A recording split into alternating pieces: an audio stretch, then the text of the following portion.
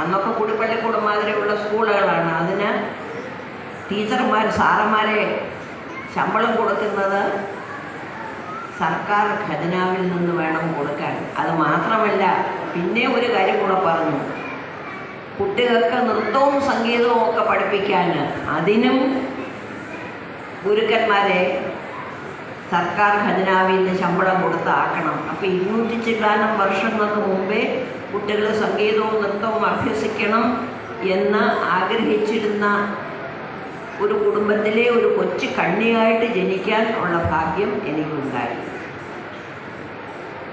നമുക്ക് എന്തെങ്കിലും വിഷമങ്ങൾ മനസ്സിൽ തോന്നുക, അല്ലെങ്കിൽ എന്തെങ്കിലും പ്രശ്നങ്ങൾ നമ്മളെ അലട്ടുന്ന സമയം കുറച്ച് നല്ല പാട്ട് കേൾക്കുകയോ ഒരു നല്ല നൃത്തം കാണുകയോ ചെയ്യുകയാണെങ്കിൽ മനസ്സിനൊരു സമാധാനവും സന്തോഷവും ഉണ്ടാകും.